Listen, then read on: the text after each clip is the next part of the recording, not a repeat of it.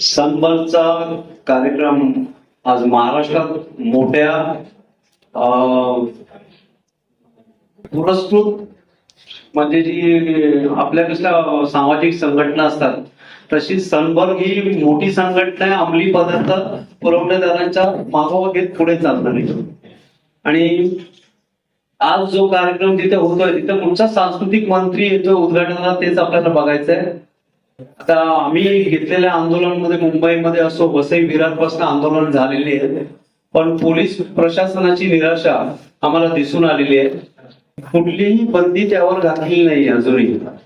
तो कार्यक्रम आज दुपारी 2 ते 2:30 वाजता सुरू होणार होता आणि त्यात मुख्य म्हणजे 12 वर्षापासून जे तरुण आहे, जी मुलं आहेत, त्यांना देखील परमिशन दिलेली आहे त्यांनी. त्या विरोधात आमचे सर्व सामाजिक संघटना, सर्व कार्यकर्ते काम करत असताना देखील सरकारची निराशा आम्हाला दिसून आली. आज आमचा विरोध एवढ्यासाठीच होता की त्यामध्ये अंमली पदार्थ नसावे, त्यामध्ये नशेचे कुठचेही साहित्य नसावे, पण टुबोर्ग सारख्या कंपनीने, टुबोर्ग ही मद्यपेय पुरवणारी कंपनी आहे, त्या कंपनीने त्यांना स्पॉन्सर्ड केलेलं आहे. आणि तिथे आता स्थानिकांचं म्हणणं असं आहे की प्रचंड प्रमाणात तिथे दारू साठा आलेला आहे. तिकडे प्रत्येक तिकडच्या सामाजिक संघटनांनी देखील तिकडे त्यांना पत्रव्यवहार केलेले, तरी पोलीस प्रशासनाने त्यांचं काहीही ऐकलेलं नाही. आज प्रत्येक तरुण, प्रत्येक पिढी, प्रत्येक घरदार उद्ध्वस्त होत आहे आणि सरकारची त्यावर जे धोरण आहे त्याबद्दल आमच्या सर्व सामाजिक संघटना नाखुश आहे. आमची एकच विनंती होती, कार्यक्रम असू दे, कार्यक्रम भारताची संस्कृती जपून प्रत्येक कार्यक्रम होण्यास आम्ही देखील बांधक आहोत. आणि तशी जर वृत्ती असेल तर प्रत्येक कुठच्याही देशातला कुठच्याही संघटनेवर कार्यक्रम घेतल्यास ते आम्हाला चाललं असतं. पण हे कार्यक्रम 25 डिसेंबर पासून डिसेंबर चालू होताच हिवाळ्याच्या थंडीमध्ये प्रत्येक महाराष्ट्रातल्या प्रत्येक प्रांतात, देशामध्ये जिथे अडगळ झालं म्हणजे शांतता असेल, शांततेचं ठिकाण असेल, त्या ठिकाणावर हे कार्यक्रम घेतले जात आहेत. आणि त्यामध्ये पोलीस यंत्रणा कुचकामी ठरलेली आहे. पोलीस यंत्रणा तिथपर्यंत पोहोचू शकलेली नाही आणि ज्या कारवाया केलेल्या आहेत त्या कारवाया दाखवण्यापुरत्या कारवाया केलेल्या आहेत. शिवडी मधल्या कार्यक्रमाला पोलीस प्रशासनाने निराशा केलेली आहे. खरं तर तिथे त्यांना गोव्यामध्ये बंदी असून सुद्धा पुण्यामध्ये आले, पुण्यामधनं पळवल्यानं मुंबईमध्ये आले, तर मुंबईमध्ये पण पोलिसांनी त्यांना ऍक्च्युली बंदी घालायला हवी होती. आता त्यामधनं कुठला कर उत्पन्न होतोय आणि त्या कराने आपला देश चालतोय. अंमली पदार्थ पुरवठा करून जर त्या करमधनं आपला देश चालवत असाल तर आमचा निषेध हा कायमस्वरूपी राहील. आणि आता जे आंदोलन आहे ते आम्ही एकदम शिस्तबद्ध पद्धतीत केलेले आहेत. पुढची आंदोलन जे असतील ते उग्र स्वरूपाचे असतील. आज प्रत्येक घरामध्ये प्रत्येक तरुण एक पिढी उद्ध्वस्त करतो, पूर्ण कुटुंब उद्ध्वस्त करतो. आम्ही ते स्वतः पाहिलेलं आहे. आज 7वीच्या विद्यार्थ्यांच्या बॅग्स मध्ये चाकू सुरे सापडतात. आता हल्लीच परवाच एक खून झालेला आहे. 10वीच्या विद्यार्थ्याने शिक्षकासमोर गळा चिरलेला आहे. म्हणजे ही खूप मोठी घटना आहे. या घटनेमध्ये पालकांनी सावध राहिलं पाहिजे. तसंच शासनाने देखील कडक निर्बंध आणले पाहिजे.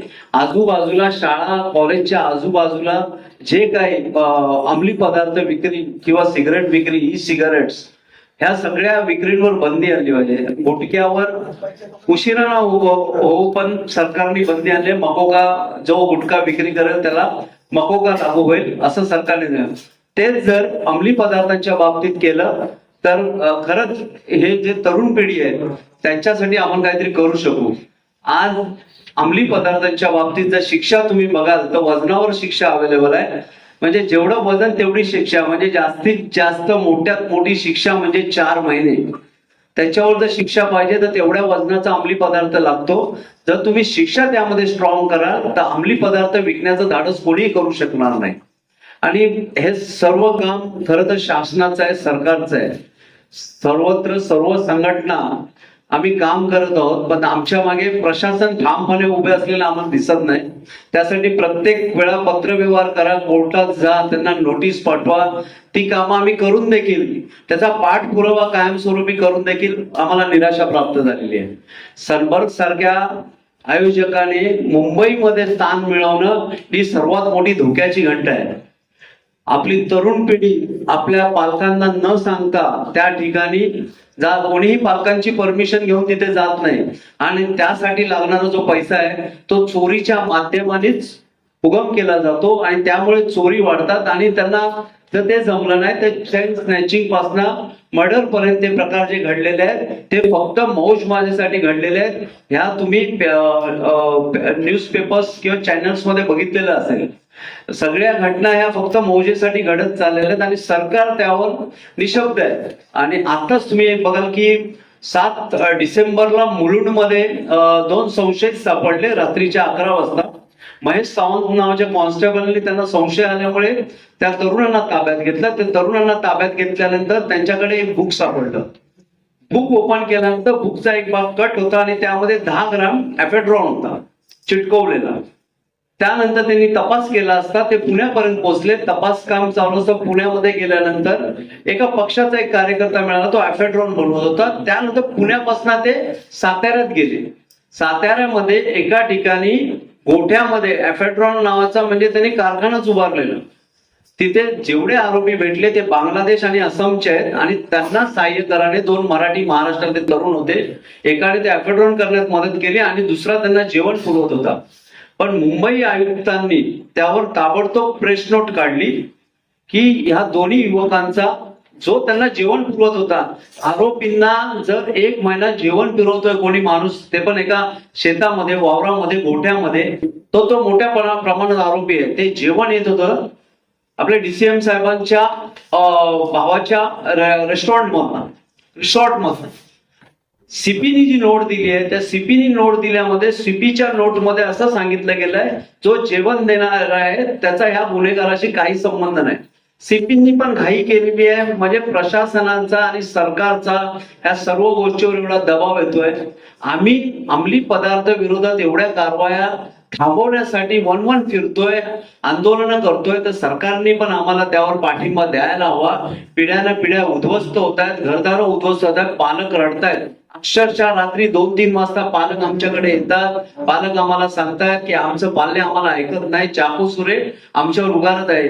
जी नशा ही मज्जा तंतू जेव्हा काबीज करते त्यावेळेला तो युवक आपला राहत नाही, त्यामध्ये एक सैतान असतो. माझी सरकारला एकच विनंती आहे, ताबडतोब सनबर्ग सारख्या ह्या आयोजकावर ताबडतोब कारवाई करून तुम्ही एक नवीन पिढीला दिशा ठरवून द्यावी. त्यातच आम्हाला अभिमान असेल की आम्ही भारत सारख्या सुसंस्कृत देशामध्ये राहतोय आणि चांगल्या नेतृत्वामध्ये पुढचे तरुण घडतील असा आमचा विश्वास आहे. आणि पुढे ताई थोडस मार्गदर्शन करतील.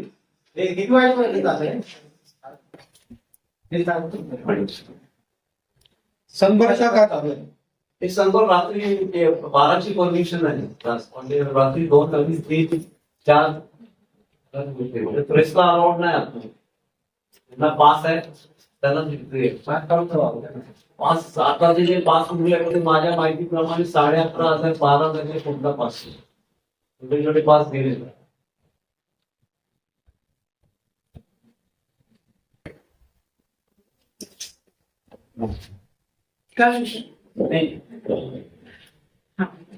नमस्कार. आपल्याला माहितीच आहे की सनबर्गचा जो फेस्टिवल आहे तो 19, 20, 21 म्हणजे आजपासून सुरू झालेला आहे. एकूण सर्व समाज, अनेक संघटना, नशाविरोधी कार्य करणारे NGOs यांच्या सर्व लोकांचा विरोध जो आहे तो डावलून जणू काही सनबर्गचा फेस्टिवल शासनाने करायचा घाटच घातलेला आहे. आज अशी परिस्थिती इथे निर्माण झालेली दिसते. म्हणजे अनेक लोकांनी, म्हणजे कॉलेजमधले प्रोफेसर, स्टुडंट्स, अनेक विविध संघटना यांनी सगळ्यांनी समाजाच्या प्रत्येक थरामधून विरोध झालेला आहे. आणि त्या विरोधाला काहीच जुमानलं गेलेलं नाहीये. म्हणजे सनबर्न फेस्टिवलला रेड कार्पेट वेलकम करत आहेत का, अशी एक कुठेतरी शंका इथे मनामध्ये निर्माण होते. गेल्या वेळेच्या पण याच्यामध्ये आपण सांगितलं होतं प्रेस कॉन्फरन्स मध्ये की कशा प्रकारे नशाविरोधी संघर्ष अभियानाने कसा विरोध केलेला आहे. त्यामध्ये विरोध हा 2 ते 3 महिन्यांपासून आपण हा विरोध करत आहोत. त्यासाठी आपण प्रशासनाला आणि पोलीस प्रशासनाला निवेदन दिली. पोलीस म्हणजे आयुक्तांना निवेदन दिली, सहायुक्तांना निवेदन दिलं, मुंबईचे जिल्हाधिकारी त्यांना निवेदन दिलं, जिल्हाधिकाऱ्यांना निवेदन दिलं. निवेदनासोबतच आपण आरटीआयच्या माध्यमातून आपल्याला काय माहिती मिळाली आहे, सनबर्नचा इतिहास काय आहे, सनबर्ननी कशा प्रकारे शासनाचा कर बुडवलेला आहे, ही सर्व माहिती आपण त्यासोबत जोडली असताना सुद्धा जेव्हा आपण निवेदनं दिली आहेत प्रशासनाला, तेव्हा प्रशासनाने आम्हाला उत्तर काय विचारलं, आम्हाला काय प्रश्न विचारला, सनबर्न फेस्टिवलला सर्व परवानग्या मिळतात, मग तुम्हाला काय प्रश्न आहे, तुम्हाला काय अडचण आहे. म्हणजे त्यांनी निवेदनाचा अभ्यास केला नाही, आरटीआय डॉक्युमेंट्स लावले होते त्याचाही अभ्यास नाही केला. फक्त त्यांनी प्रश्न आम्हालाच विचारला, तुम्हाला काय अडचण आहे. याच्यावरून म्हणजे त्यांना हा करायचाच होता कार्यक्रम, अशा हे लक्षात येतंय आपल्याला. यामध्ये आम्हाला बीपीटीच्या लोकांना पण आम्ही भेटलो, त्यांच्या अधिकाऱ्यांना भेटलो. त्या अधिकाऱ्यांनी आम्हाला एवढी उर्मट उत्तरं दिली की आम्ही त्यांना सांगितलं की हा जो सनबर्नचा जी पार्श्वभूमी आहे, तिचा जो इतिहास आहे, तो इतिहास म्हणजे सनबर्न आणि ड्रग्स याचा घनिष्ठ संबंध आहे. आणि असं असताना सुद्धा तुम्ही जरा विचार करा, आपली प्रॉपर्टी देताना तुम्ही जरा विचार करा. तेव्हा त्यांनी अगदी बेदरकारपणे सांगितलं, त्या गोष्टी आम्हाला सांगू नका, आम्हाला पैसे मिळालेले आहेत. जर का तिथे कोणाचे मृत्यू झालेले आहेत, मुलं मरत असतील, तर ते पोलिसांचं आणि त्या मुलांच्या आई वडिलांचं ते कर्तव्य आहे त्यांच्याकडे लक्ष देणं. इतकी बेदरकार उत्तरं पीपीटीच्या प्रशासनाने व्यवस्थापनाने दिलेली आहेत. म्हणजे किती असंवेदनशील हे सगळं आहे की कुणाचा मृत्यू होतोय, कोणाला वाईट वळण लागतंय, कोणी नशेच्या गर्तेमध्ये ओढलं जातंय, पण आम्हाला काही नाहीये, आम्हाला आमच्या पैशाशी मतलब आहे. अशा प्रकारची उत्तरं पीपीटीच्या व्यवस्थापनाने दिलेली आहेत. त्यानंतर अनेक म्हणजे जवळजवळ 15 ठिकाणी आम्ही दिली. ट्रॅफिक व्यवस्थापन, ट्रॅफिक पोलिसांना, त्यांच्या पण वरिष्ठ अधिकाऱ्यांना आपण दिलेलं आहे, निवेदन दिलंय. त्यांचं म्हणणं होतं की आता काही तसं होत नाहीये, ड्रंक अँड ड्राईव्हच्या केसेस आता होत नाहीये आणि आता होणार पण नाहीत, कारण का सगळेजण ओला उबेर बोलवतात. मग असं काय ड्रंक अँड ड्राईव्हचे केसेस होतील. म्हणजे आता मुंबईची स्थिती अशी आहे का, मला सांगा तुम्ही, की एकही ऍक्सिडेंट होत नाही ड्रंक करून. पण दारू पिऊन कुठलाच ऍक्सिडेंट होतच नाहीये का आता मुंबईमध्ये. पण आता सनबर्नच्या बाबतीमध्ये त्यांनी असा विचार केलेला आहे, असं काही होत नाही, असं काही होणार नाही. म्हणजे त्यांना आधीच क्लीन चिट दिलेली आहे सनबर्नवाल्यांना की असं काही होणार नाहीये म्हणून. म्हणजे मला लक्षात येत, म्हणजे आपल्याला लक्षात घ्यायला पाहिजे हे मला असं वाटतं की हे सगळं जोडून आहे का शासनाला. म्हणजे माननीय मुख्यमंत्री यांनी सांगितलंय की यांनी एक स्टेटमेंट दिलं होतं की अंमली पदार्थांच्या बाबतीत आमचा 0 टॉलरन्स आमची महाराष्ट्र शासनाची भूमिका असणार आहे. असं असताना सुद्धा ड्रग्सचा इतिहास हा इतका सनबर्नचा इतिहास इतका ड्रग्सनी भरलेला असताना सुद्धा त्यांना इथे परवानगी मिळते. आणि ती परवानग्या अनेक प्रकारच्या परवानग्या अगदी सहज प्रकारे त्यांना कशा मिळतात, जेव्हा आपलं धोरण 0 टॉलरन्स आहे त्या ड्रग्सच्या बाबतीमध्ये. तर अशी गोष्ट महाराष्ट्रामध्ये आणि मुंबईमध्ये कशी होते हा प्रश्न मला इथे विचारावासा वाटतो. आपण म्हणजे नशाविरोधी संघटनेच्या माध्यमातून आम्ही अनेक कॉलेजेसमध्ये गेलो, जवळजवळ 50च्या वरती कॉलेजला आपण अप्रोच केलं. अनेक कॉलेजमध्ये विद्यार्थ्यांना एक प्रबोधनपर, नशेच्या विरुद्ध प्रबोधनपर व्याख्यान आयोजित केली. तुम्हाला सांगू, तुम्हाला आश्चर्याचा, मला असं वाटतं पत्रकारांना काही धक्का बसणार नाही, कारण का तुम्हाला पण काही गोष्टी माहिती आहेत. अनेक कॉलेजेसमध्ये आम्हाला कॉलेजेसमध्ये, काही चांगल्या प्रतिथयश कॉलेजमध्ये ड्रग्सची विक्री होताना बघितली. ड्रग्स कॉलेजच्या बाहेर 2 फुटावर. ही गोष्ट जेव्हा विद्यार्थ्यांना विचारली की तुम्ही याला अवेअर आहेत का, आणि तुम्हाला माहिती आहे का तुमच्या कॉलेजमध्ये असं होतंय, तर मुलांनी सांगितलं हो माहिती आहे, आणि त्याला कसं मिटवायचं ते पण माहिती आहे. फक्त 500 रुपयात आम्ही मिटवू शकतो. आता कोणाला 500 रुपये द्यायचे ते तुम्हाला माहिती आहे. एका दुसऱ्या कॉलेजमध्ये पण 7 मुलं अशा प्रकारे कॉलेजमध्ये करताना आढळली. म्हणजे ड्रग्सचं प्रमाण आमच्या भावी पिढीमध्ये किती मोठ्या प्रमाणात होतंय. कॉलेजच्या प्रिन्सिपल्सना आणि प्रोफेसर्सना जेव्हा हे लक्षात आलं तेव्हा अक्षरशः डोक्याला हात लावले की जे प्रोफेसर्स चांगले विद्यार्थी म्हणून ज्यांना समजत होते तर ते विद्यार्थी ड्रग्सच्या आहारी गेले होते. आणि त्यांना पुरावा सकट त्यांना मिळालं. आपण हा खूप मोठा विचार करायची गोष्ट आहे. ड्रग्स मुक्त करण्यासाठी आपल्याला खूप मोठा गांभीर्याने काही पावलं उचलावे लागतील.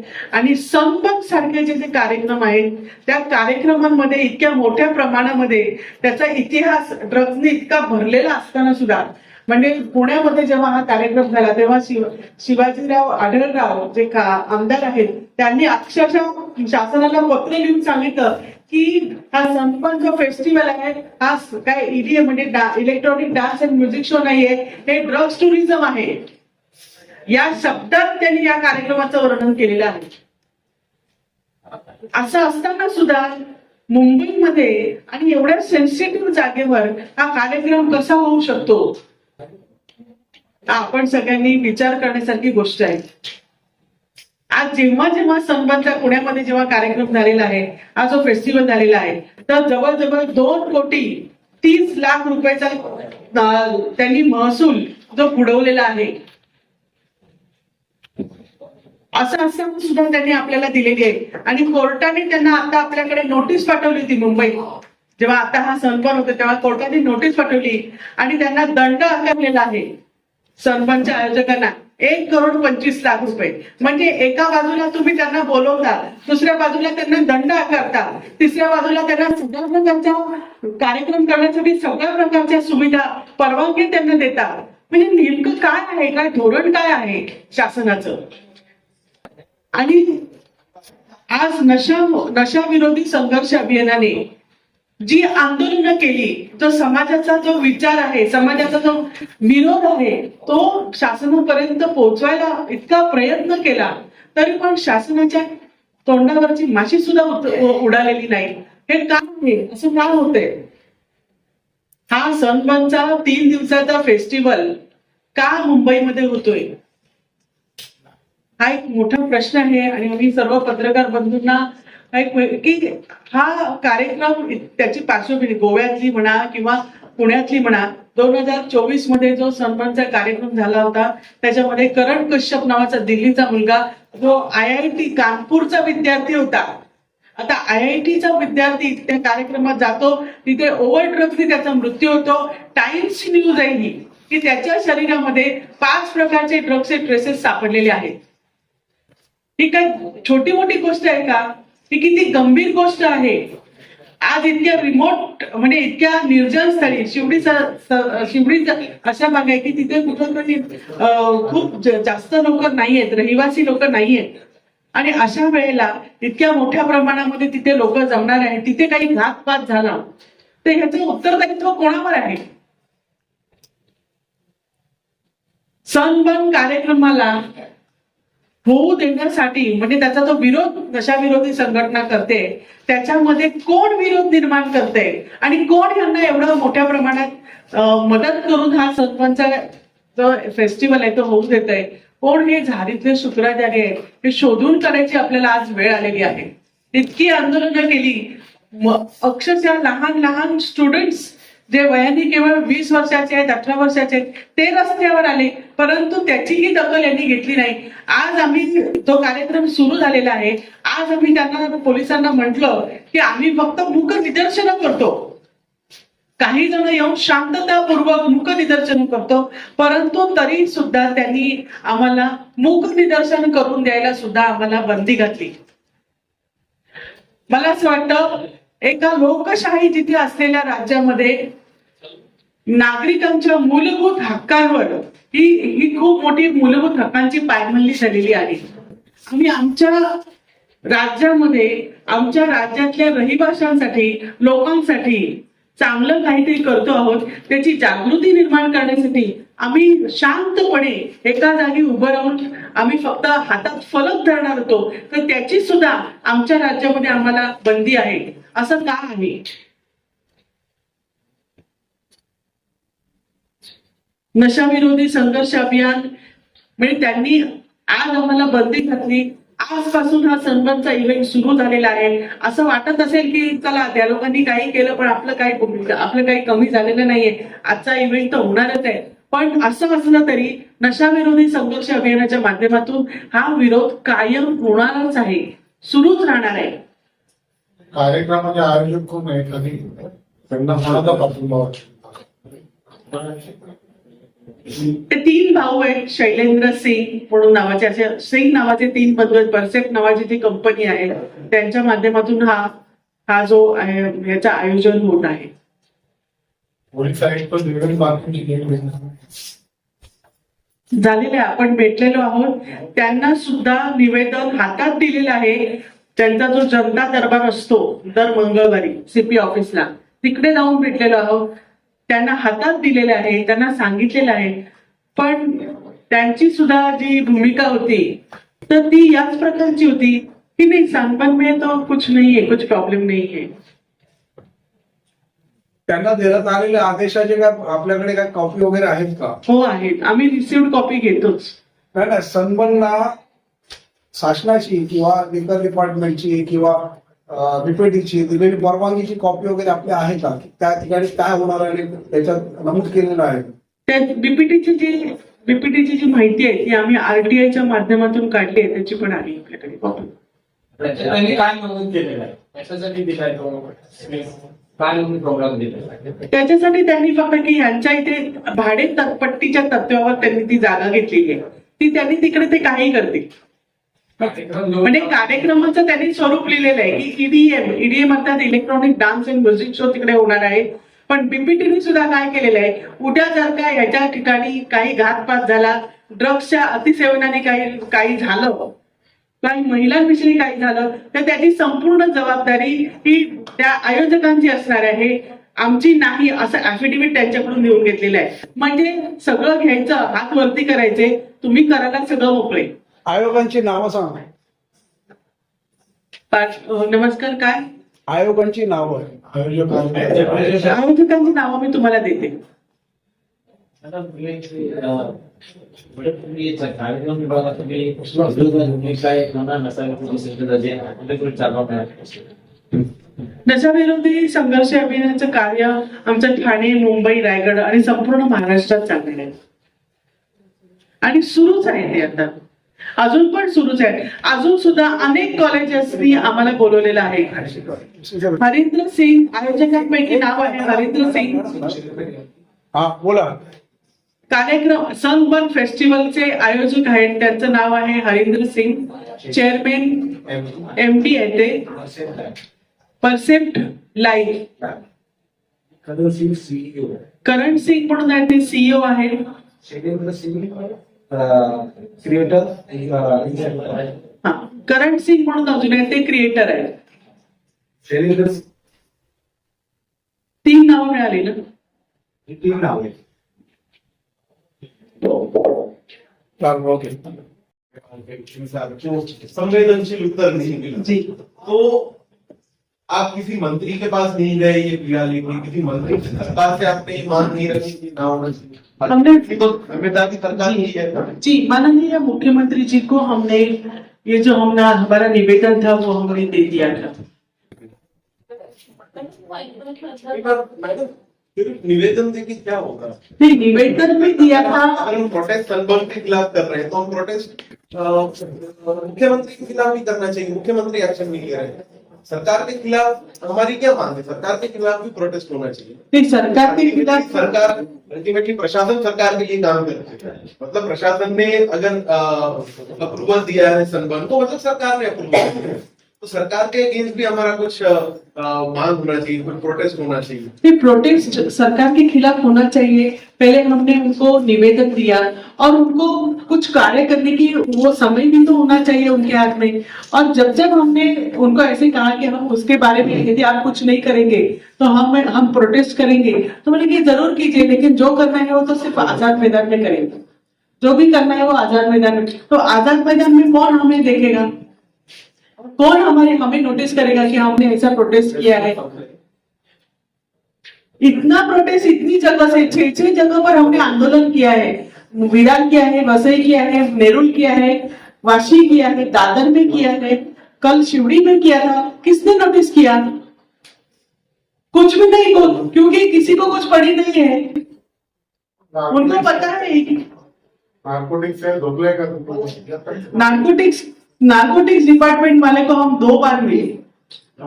उनका ऐसा कहना था मुंबई की जो पुलिस उनका जो काम करने का तरीका है, स्टाइल है, वो अलग है। यहाँ पर ऐसा कुछ नहीं होगा।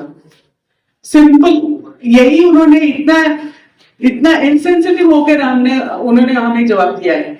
जबकि हमने बार बार कहा कि ऐसा होता है, सनबर्न फेस्टिवल का इस प्रकार से ड्रग्स का इतिहास है, तो आपने जरा ध्यान देना चाहिए। तो सबने कहा कि नहीं, वो तो आप बिल्कुल चिंता मत कीजिए, आप घर पे जाइए, कहा कुछ भी नहीं होगा, वो कुछ नहीं होने वाला है।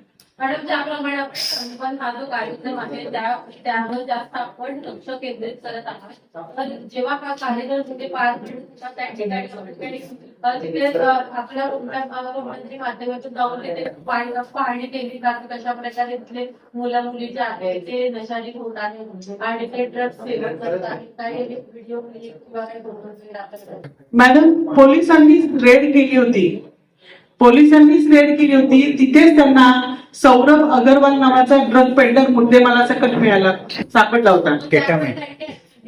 केटामाईनचे 400 त्या परिसरामध्ये पण म्हणजे सनबर्न जिथे झाला होता तर तिथे पण त्याला अटक झाली। मॅडम, सौरभ अग्रवालला अटक झाली। नो स्मोकिंग झोन मध्ये सुद्धा तिथे हुक्का आणि स्मोक करत होते, शौचालयामध्ये ड्रग्सचं कन्झम्पशन करत होते, त्या लोकांना अटक झाली। पोलीस तिकडे गेले, पोलिसांनी नो स्मोकिंग झोन मध्ये स्मोकिंग करणाऱ्यांना तिथल्या तिथे पावत्या फाडल्या। पोलिसांच्या पावत्या संपल्या पण लोकांची रांग संपली नाही। बरं, तुम्ही बऱ्याच वेळा या संदर्भात पत्रकार परिषद घेतल्या, आपले आंदोलन पण बऱ्याच वेळा झाले आणि अजूनपर्यंत आपले काही हे सनबर्न प्रोग्राम आहे त्याच्यावर काही बदली येत नाहीये, कारण काय वाटते? सरकारने हा जो सनबर्नचा जो फेस्टिवल आहे किंवा तत्सम सुपरसोनिक फेस्टिवल असतात किंवा अशा प्रकारचे जे फेस्टिवल असतात, तर त्याकडे ड्रग्सच्या दृष्टिकोनातून जे गांभीर्याने लक्ष दिलं पाहिजे तर ते लक्ष देत नाहीये। आता ते का लक्ष देत नाहीये तोच मुख्य विषय आहे। ते झारीतले शुक्राचार्य कोण आहेत की जे ह्या लक्ष देण्यापासून आम्हाला वाचवतात, म्हणजे हे लक्ष देऊ देत नाहीये। हेच मुख्य आपल्याला शोधावं लागेल।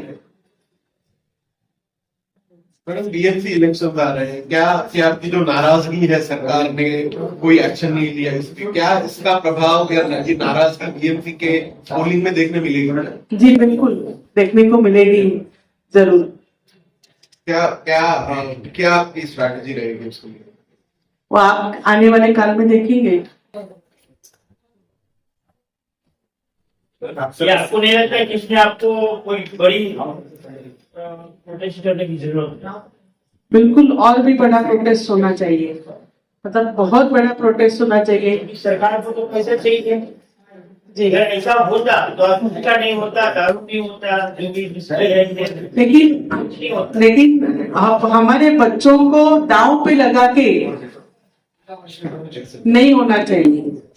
सरकार को टैक्स की जरूरत है, बिल्कुल मान्य है, महसूल चाहिए, परंतु हमारे बच्चों को दांव में लगाकर उनको मृत्यु देकर ये नहीं होना चाहिए। इसको रोकने के लिए आप क्या आगे का क्या सोच? आगे हम आंदोलन और भी करेंगे, और भी तीव्र आंदोलन करेंगे, और आंदोलन करने के साथ साथ हम कॉलेजेस में जाएंगे, बच्चों को जागरूक करेंगे, उनके अभिभावकों को भी जागरूक करेंगे. हे आपण आधी करतच आहोत मॅडम, करतच आहोत. अनेक कॉलेजेसमध्ये अजूनही आम्हाला बोलवत आहेत आणि आपण ते चालूच ठेवणार आहोत. आपण हे बंद नाही करणार आहोत. दोन्ही बाजूंनी, मुलांसाठी पण आणि पालकांसाठी पण. हा कार्यक्रम आता 3 दिवस चालणार आहे, बरोबर. तो उचलून लावण्यासाठी काही प्रयत्न करणार आहात का 3 दिवसात? हे बघा, नशाविरोधी संघर्ष अभियान हे वैध मार्गाने कार्य करणारे संघटना आहे. आम्ही कुठल्याच प्रकारे कायदा हातात घेऊन करणार नाही. कायद्याला आणि आपली जी ज्युडिशियल सिस्टम आहे त्याला पूर्ण रिस्पेक्ट देऊन आपण सर्व कार्य करतो. हायकोर्टात त्यांना नोटीस दिली आहे. हायकोर्टात आपण आता जाणार आहोत आणि हायकोर्टामध्ये लढणार आहोत.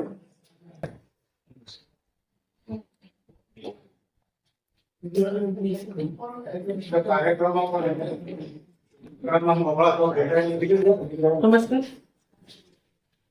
शिवपिंडीला रहिवाशांना मोकळा तो भेटायला अजिबात नाही येणार. आज इतक्या मोठ्या प्रमाणामध्ये मोठा आवाज 5-5 हजारचे त्यांनी डॉल्बी सिस्टम काहीतरी लावलेली आहे.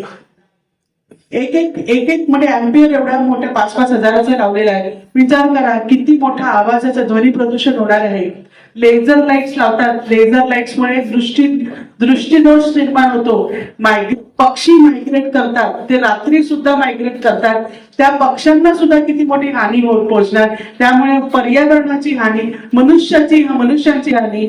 आज जास्त प्रमाणामध्ये जर का मोठा आवाज असेल तर जे वृद्ध लोक असतात तर त्यांना हार्ट अटॅक येण्याचे चान्सेस असतात. त्यांची हृदयाची धडकन वाढण्याचे चान्सेस जास्त असतात. झोपमोड सुद्धा होणार आहे. स्थानिक पक्ष गप्प काय स्थानिक पक्ष पण गप्प नाहीये. तिथले स्थानिक पक्ष जे आहेत ते सुद्धा विरोध करतातच आहे. ते सुद्धा शासनाकडे जाऊन त्यांनी सुद्धा आपला विरोध हे केलेलाच आहे. ये पहले भी आपने पत्रकार परिषद की तो कितना सफलता हुई है आपको पत्रकार परिषद की वजह से जागृति तो होती ही है, परंतु मुझे लगता है कि और भी बड़े पैमाने में पत्रकार आने चाहिए और पत्रकारों ने भी ये बात बहुत सीरियस लेनी चाहिए. ये हमारे बच्चों के भावी पीढ़ी की बात है, उनके पूरे जीवन की बात है. हमने ये इतने हल्के में नहीं लेना चाहिए. और भी पत्रकार चाहिए, बड़े बड़े न्यूज रिपोर्टर जो बड़े बड़े न्यूज के ये है मीडिया हाउसेस है, उन्होंने भी यहाँ पर आना चाहिए, ऐसे लगता है. Thank you. थैंक यू, धन्यवाद.